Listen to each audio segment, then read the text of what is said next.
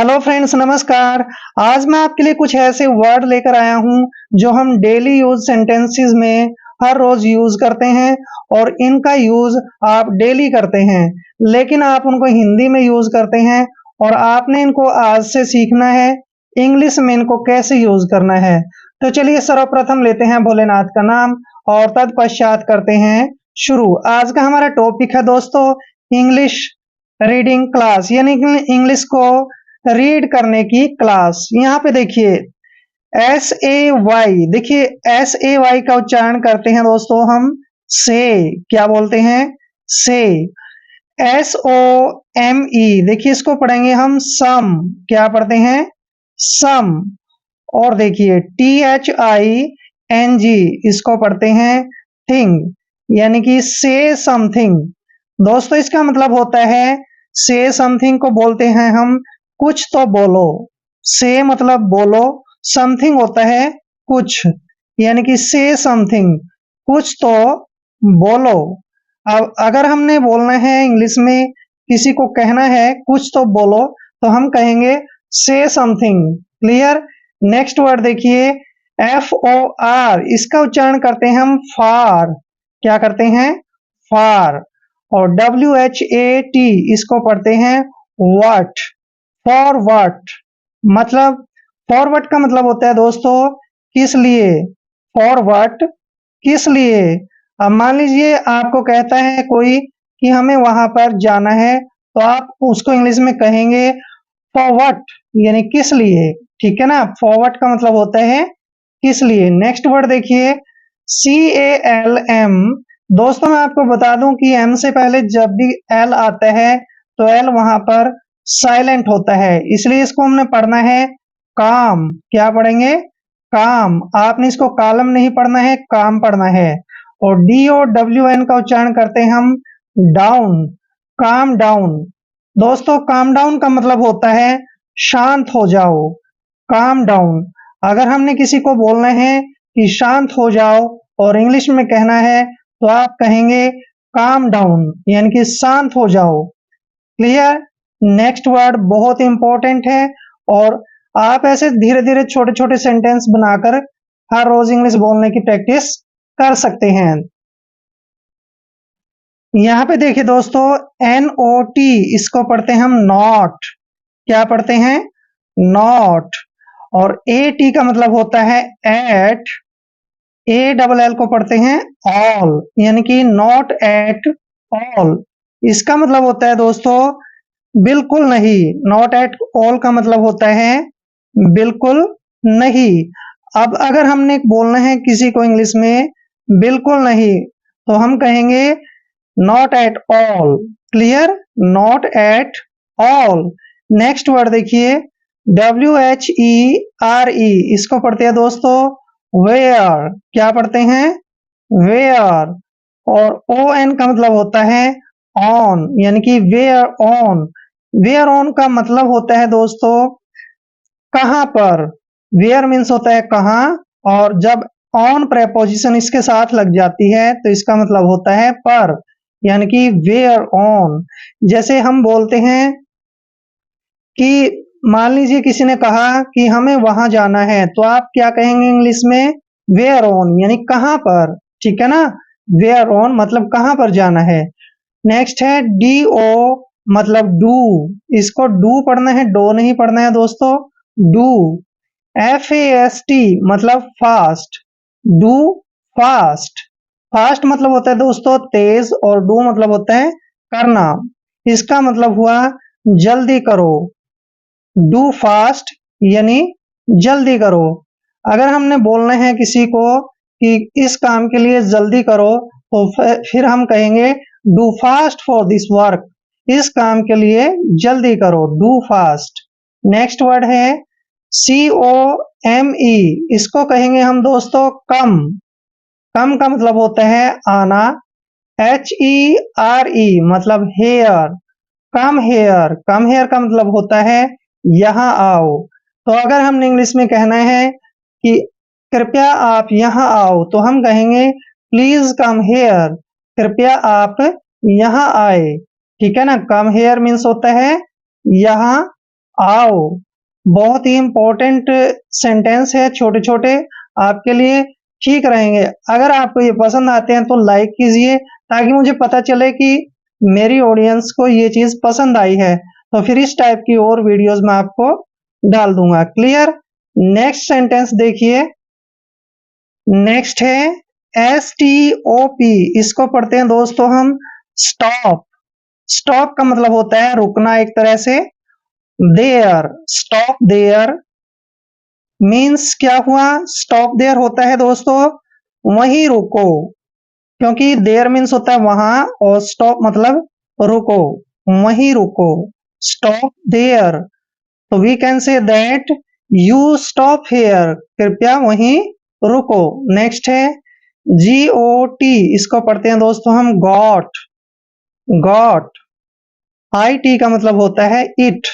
Got it. देखिए got it का मतलब बिल्कुल अलग तरीके से होगा। गॉट इट का मतलब होता है समझ गए। गॉट इट, समझ गए। अगर हमने इंग्लिश में बोलना है किसी को कि समझ गए तो हम क्या कहेंगे दोस्तों, गॉट इट। क्या कहेंगे, गॉट इट। या फिर कह सकते हैं यू मे अंडरस्टूड। नेक्स्ट है ANY। इसको पढ़ते हैं हम एनी। एनी का मतलब होता है कोई। PROBLEM। यहां पर इसको पढ़ेंगे हम प्रॉब्लम। क्या पढ़ेंगे, प्रॉब्लम। प्रॉब्लम का मतलब वैसे दोस्तों होता है समस्या, लेकिन यहां पर इसका पूरे का अर्थ बनेगा एनी प्रॉब्लम का मतलब है कोई बात। ठीक है, कोई बात यानी कोई समस्या या फिर कोई बात, any problem. Clear. Stop there वहीं रुको, गॉट इट समझ गए, एनी प्रॉब्लम कोई बात। नेक्स्ट है SHOW। इसको पढ़ते हैं दोस्तों हम शो। ME का उच्चारण मी करते हैं यानी कि शो मी। दोस्तों इसका हिंदी में अर्थ होता है मुझे दिखाओ। शो मी, मुझे दिखाओ। अगर हम किसी को कहते हैं कि ये चीज दिखाओ तो हम कहेंगे शो मी दिस थिंग, यह वस्तु मुझे दिखाओ। नेक्स्ट है LET। इसको पढ़ते हैं हम लेट। क्या पढ़ते हैं, लेट। और IT का उच्चारण करते हैं इट। BE का उच्चारण होता है बी, यानी कि let it be. Let it be का मतलब होता है दोस्तों रहने दो। लेट इट बी, रहने दो। जब अगर हमने बोलना है किसी को किसी बात के लिए कि रहने दो तो हम कहेंगे let it be. Next word है EXCE। देखिए XC, क्या पढ़ते हैं, XC। और यहाँ पर देखिए डबल L का उच्चारण ले करते हैं, ई को एक ही मात्रा पढ़ते हैं, एन को आधा नए और टी को टे पढ़ते हैं। एक्सीलेंट। एक्सीलेंट का मतलब होता है दोस्तों बहुत बढ़िया। एक्सीलेंट, बहुत बढ़िया। अगर हमने किसी को बोलना है कि यह बहुत बढ़िया है तो हम कहेंगे दिस इज एक्सीलेंट, यह बहुत बढ़िया है। नेक्स्ट है STAY यानी कि स्टे। स्टे मीन्स होता है दोस्तों ठहरना। स्टे मीन्स क्या होता है, ठहरना। और IN को बोलते हैं इन, यानी कि स्टे इन। स्टे इन का मतलब होता है दोस्तों एक तरह से अंदर ही रहना। ठीक है, स्टे इन, अंदर रहना। यह अगर हमने किसी को बोलना है कि आप अंदर ही रहना तो कहेंगे you stay inside. You stay inside, अंदर रहना यानी कि अंदर की तरफ रहना। क्लियर। शो मी, मुझे दिखाओ। लेट इट बी, रहने दो। एक्सीलेंट, बहुत बढ़िया। स्टे इन, स्टे इन का मतलब होता है अंदर रहना। Next sentence BUT। इसको पढ़ते हैं हम बट। आपने बुट नहीं पढ़ना है। प्रोनाउंसिएशन के सारे रूल्स मैंने अपने चैनल पे डाले हैं, आप वहां से चेकआउट कर सकते हो।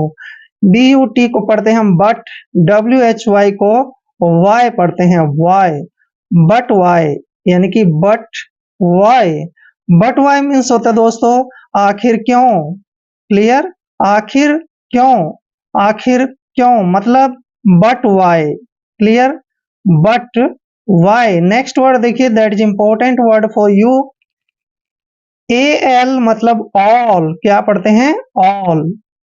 और R E A D Y, इसको पढ़ते हैं रेडी, ऑलरेडी। ऑलरेडी का मतलब होता है दोस्तों एक तरह से पहले ही, ऑलरेडी पहले ही, ये बात पहले ही हो चुकी है।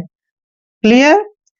नेक्स्ट है N O T H I N G, इसको पढ़ते हैं नथिंग। क्या पढ़ते हैं? नथिंग। नथिंग मतलब होता है कुछ भी नहीं। नथिंग मीन्स क्या होता है? कुछ नहीं।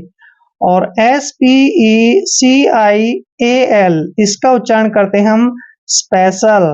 नथिंग स्पेशल मतलब क्या हुआ? नथिंग स्पेशल मीन्स होता है दोस्तों कुछ खास नहीं। ठीक है ना? कुछ खास नहीं। अगर हमने बोलना है इंग्लिश में कुछ खास नहीं तो कहेंगे नथिंग स्पेशल। कुछ खास नहीं मतलब नथिंग स्पेशल। क्लियर? तो ऐसे आप छोटे छोटे सेंटेंस हर रोज बनाइए और उनको सीखिए। नेक्स्ट है देखिए JUST, इसको पढ़ते हैं हम दोस्तों जस्ट। क्या पढ़ते हैं? जस्ट।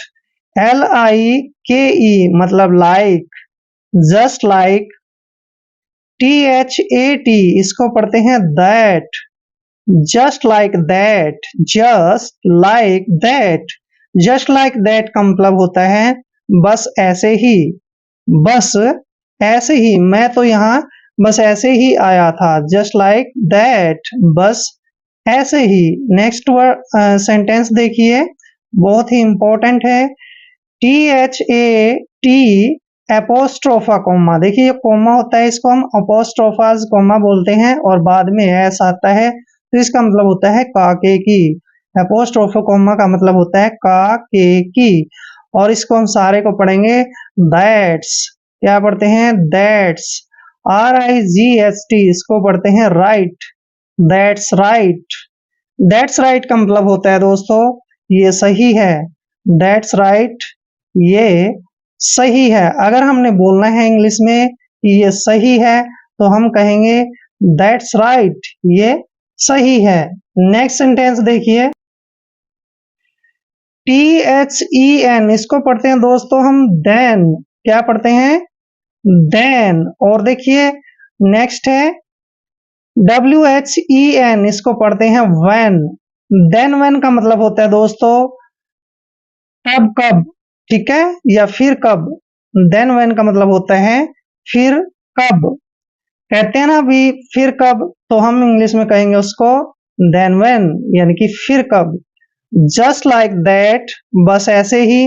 दैट्स राइट, ये सही है। देन व्हाट, फिर कब। नेक्स्ट सेंटेंस देखिए, नेक्स्ट सेंटेंस है दोस्तों ITS, इसको पढ़ते हैं दोस्तों इट्स। क्या पढ़ते हैं? इट्स। AL मतलब ऑल, ऑल। और देखिए RIGHT, इसको पढ़ते हैं right, all right. All right means क्या होता है दोस्तों?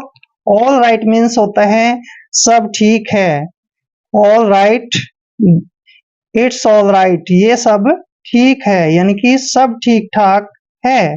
अगर हम बोलते हैं इंग्लिश में कि सब ठीक है तो कहेंगे it's all right, it's all right. Clear?